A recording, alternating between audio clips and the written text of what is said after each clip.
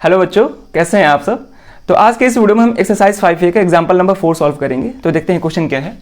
Question है find the 25th term of the AP -5 0 5/2 and so on. ठीक है, ये एपी दिया गया है, इसका 25वां टर्म बताना है क्या होगा। जैसे ये पहला टर्म क्या है -5, दूसरा टर्म -5/2 है, तीसरा टर्म 0 है। जस्ट वैसे ही 25th टर्म क्या होगा वो हमें बताना है। तो हम बताए हैं कि कोई भी टर्म, किसी भी एपी का कोई भी टर्म बताना होता है तो उसके लिए हम जनरल टर्म फॉर्मूला यूज करते हैं, जो कि क्या होता है Tn या फिर An is equal to A plus N minus 1 into D.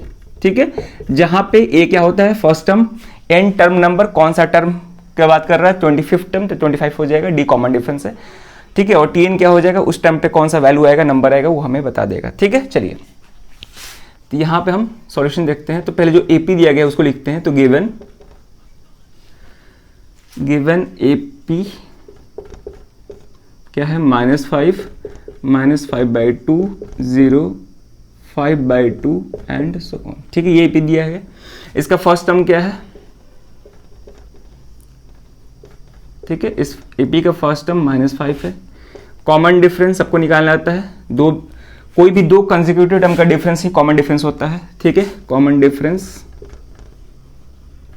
जिसको स्मॉल डी से रिप्रेजेंट करते हैं। कोई भी दो कंसेक्यूटिव टर्म आप चूज कर सकते हैं, इन दोनों को भी चूज कर सकते हैं, या फिर इन दोनों को, फिर या फिर इन दोनों को। ठीक है ना, तो किसी भी दो कंसेक्यूटिव टर्म का डिफरेंस, और डिफरेंस कैसे निकालना होता है, आगे वाले टर्म में से पिछले वाले को माइनस करना होता है। ठीक है, ये बात हम बार बार बता रहे हैं, जिसमें आप गलती मत करिएगा।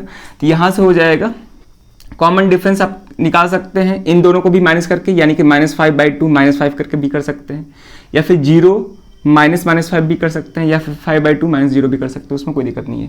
तो अगर हम इन दोनों को कंसिडर करते हैं, इन दोनों को अगर हम कंसिडर करते हैं तो यहाँ से हो जाएगा 0 -5/2। ठीक है ना, हम 0 में से इसको माइनस किए हैं तो यहाँ से हो जाएगा 0 माइनस इंटू माइनस प्लस 5/2, ये क्या आ जाएगा 5/2। ठीक है, अगर आप इन दो कंसेक्यूटिव टर्म्स को कंसिडर करते हैं तो 5/2 -0 वो भी क्या आता है 5/2 ही आता है। क्लियर है, तो कॉमन डिफरेंस यहाँ पे निकल गया।